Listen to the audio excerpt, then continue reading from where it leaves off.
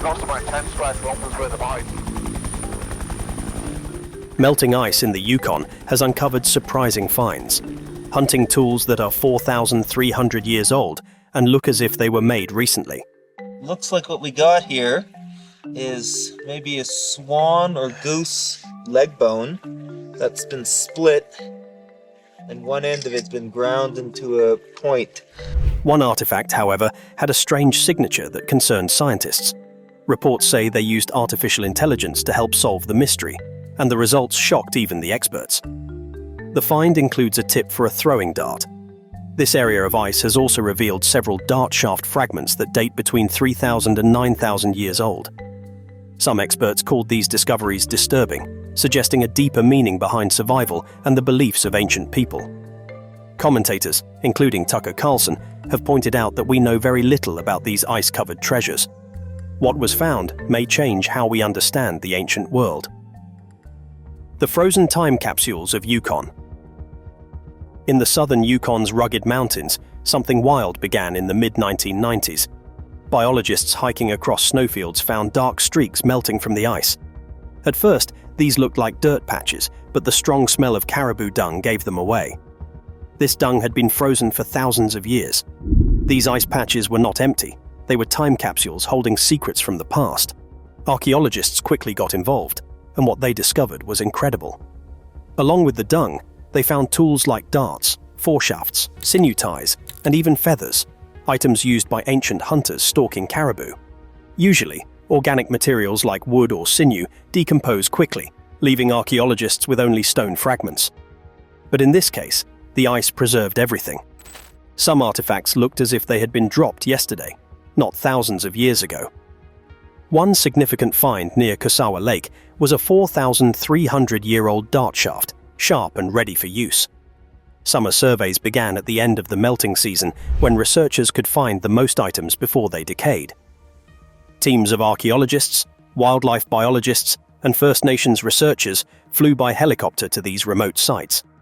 Their goal was to collect these treasures quickly before the elements destroyed them. Over time, the discoveries continued to grow.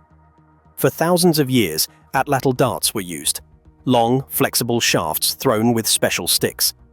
Then, about 1,200 years ago, the bow and arrow became more common. The artifacts clearly showed this change, including shorter arrow tips, barbed antler, and even copper blades. Sinew bindings held the wood tightly, and ancient resin glues had been used. The feathers were so well preserved that researchers could identify the bird species. The patches served as magnets for animals. Caribou and thin-horned sheep flocked to the cool ice in summer to escape bugs. This led to the formation of thick layers of dung, which served as natural archives. Friday Creek revealed dung layers dating back 7,460 to 460 years, showing that animals returned to this spot many times. The dung was not just waste, it preserved artifacts well. When darts or arrows struck it, the pellets sealed them in, protecting them for centuries. As the ice melted in the 90s, artifacts surfaced, revealing stories of hunters waiting to ambush herds crossing the ice. For Yukon's First Nations, these digs connected them to their history. Oral stories had long described caribou roaming where none walk now. The finds supported those tales and connected them directly to their ancestors.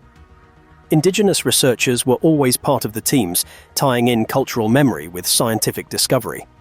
By the early 2000s, many patches yielded hundreds of pieces, from small shaft fragments to detailed barbed points.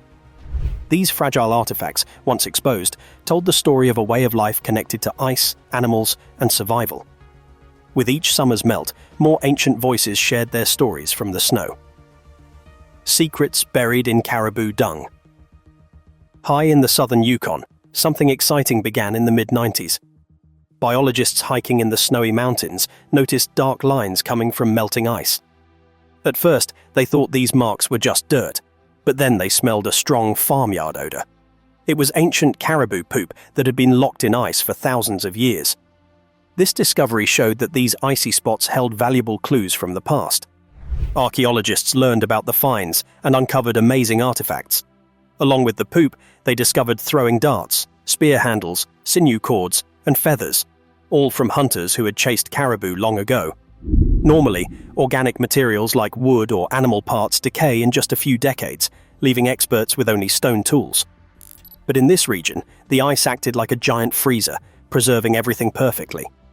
Some of the items looked brand new, like they had been left there recently. One significant find was at Kusawa Lake, a 4,300-year-old dart shaft, still intact and sharp. Following this, archaeologists conducted end-of-summer artifact hunts when the melting ice revealed the best items before they began to break down. They brought in small teams of archaeologists, animal experts, and representatives from local First Nations to these remote areas. Their goal was to collect artifacts quickly before natural elements damaged them. Over the years, the discoveries kept improving. For a long time, hunters used atlatl darts, long sticks thrown with a special launcher. Around 1,200 years ago, bows and arrows appeared, shifting the types of finds, from long darts to shorter arrowheads, some with jagged antler barbs and early copper edges. The sinew wrappings still held tight, the resin acted like old glue, and the feathers were so well preserved that they revealed the bird's species. The ice patches attracted animals like caribou and Dall sheep, providing cool refuge from summer bugs. Layers of dung built up, marking their visits. One notable site, Friday Creek, had layers of dung dating back 7,460 years to 460 years ago, proving animals returned season after season. This dung protected artifacts, wrapping around them as they landed in the icy ground. Fast forward to the 90s, and these treasures emerged, telling stories of hunters hiding on cliffs, waiting to strike as animal herds crossed the ice. For Yukon's First Nations people, these discoveries meant more than just digging. Their stories often spoke of caribou in areas where they no longer roam. The findings supported their traditions and connected them to their ancestors. Researchers included indigenous experts in every excavation, combining scientific understanding with cultural knowledge. By the early 2000s, more than a dozen ice patches had yielded hundreds of items, from simple wooden pieces to complex barbed points. Once exposed, these artifacts were delicate and short-lived.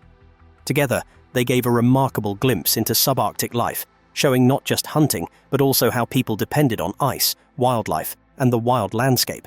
Each summer, as more ice melted, new pieces of history surfaced, sharing their stories. From atlatl to bow and arrow. When archaeologists discovered atlatl darts in the Yukon ice, they were amazed. These finds were unusually well preserved. The kits included not just stone tips, but also wooden shafts, sinew bindings, resin, and feathers.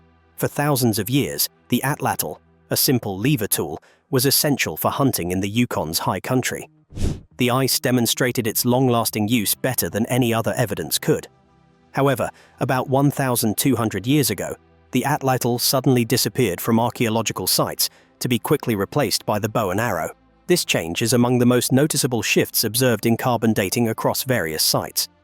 For nearly 6,500 years, people in southern Yukon used atlatls on steep ridges to hunt caribou, sheep, and other animals. They could launch powerful darts into their targets. Then, in just a few generations, the bow and arrow took over. The reason for this shift is still debated among experts. Some believe it was about efficiency. The bow allowed hunters to reload and shoot more easily and effectively. Others suggest that the change spread across North America, driven by shared ideas or technologies. Whatever caused the switch, the Yukon ice sites clearly highlight it. One layer contains long spruce dart shafts, while just a few hundred years later, another layer contains shorter arrow shafts and sharp antler tips. The ice preserved both tools and significant changes in hunting methods. Researchers recently discovered complete darts that show the skills of ancient hunters. One dart still has its fletched feathers and resin glue, giving insights into its design for better flight. As arrows became more common, they began to use thinner shafts that allowed for interchangeable tips made from local antler and copper. This change indicates trade and new hunting strategies. The unique ice patches provide more information than regular excavation sites. They preserve the connections between stone points and their handles and show the plant sources for glue. The shift from using atlatls to bows changed how hunters interacted with their environment. This links the Yukon people to a broader global tradition and marks a new time of better hunting efficiency. Researchers want to know why this shift happened suddenly. Was it due to changes in caribou herds, outside influences, or new ideas spreading through trade? Some later darts had unexpected coatings, suggesting they might have been used for different purposes. Overall, these findings highlight technological growth, adaptability, and innovation. However, one unusual find remains unclear, raising questions about the factual purposes of their gear and the potential for further discoveries. The Castoreum enigma. By the late 2000s, archaeologists studying Yukon's melting ice found a surprising discovery that changed their understanding of ancient hunting tools. They discovered a well-preserved atlatl dart near Carcross, with a straight wooden shaft, strong sinew wraps, and intact feathers. What amazed researchers was the gooey orange substance on the shaft. Initially thought to be resin, tests showed it was Castoreum, a secretion from beavers. This was the first time they found beaver Castoreum on such an old artifact. This raised important questions. Why use this smelly substance? Some experts suggested it could make the glue waterproof or mask the caribou scent. Others thought it might have been used for ritual purposes, perhaps as a good luck charm. No one theory clearly explained its purpose. The Castoreum's location near the sinew ties suggested it was intentionally used, leading to discussions about the spiritual side of hunting. Scientists used advanced chemical tests to confirm this was a deliberate choice, sparking debates about the mix of technology and belief in ancient practices. The Castoreum dart is now a key artifact, stored for study and discussion. It challenges the idea that hunting tools were purely practical. This discovery reminds us that even simple tools can hold deeper meanings and motives, sometimes with surprising implications. When the past meets the algorithm. A 4,300-year-old dart with Castoreum coating has gained new attention in archaeology thanks to modern digital analysis. Researchers used machine learning to analyze the dart's chemical composition alongside that of many other relics. They found it contained a unique mixture instead of a standard adhesive. This discovery has sparked debates among experts about its purpose. Some believe it may have practical uses, like keeping tools waterproof, while others think it could hold symbolic meaning tied to rituals and beliefs. One expert noted that this finding changes how we view ancient hunting practices. It suggests that survival was linked to spiritual connections. While some skeptics warn against jumping to conclusions about the AI's findings, many see this technology as offering essential insights into the past. For Yukon's First Nations, this aligns with their views that hunting is about more than just food. It also involves honor and tradition. Overall, these new findings show that Yukon's ice patches contain complex stories and meanings. As climate change reveals more artifacts, we are encouraged to explore these discoveries further. The Vanishing Archive. Recent discoveries of tools frozen in Yukon's ice have generated both excitement and concern. An AI analysis of a Castoreum dart revealed complexities beyond simple technological upgrades, hinting at deeper cultural meanings. Researchers are worried about how fragile these finds are. As ice melts, artifacts appear but quickly deteriorate. Archaeologists and First Nations partners are racing against time to collect these items before they are lost forever. This unique insight into ancient life and culture is fading away. For Indigenous groups, these finds support their traditional stories, showing a meaningful relationship with hunting that includes respect and rituals. While AI insights are helpful, they align with old customs. Sadly, much of the world is only now paying attention as these artifacts disappear. Looking ahead, we may discover more items, but many will be lost. Even with new technology, nothing replaces the actual artifacts. Yukon's ice patches remind us that knowledge does not last forever. As temperatures rise, we must quickly appreciate these historical treasures before they are gone. What do you think? Share your thoughts.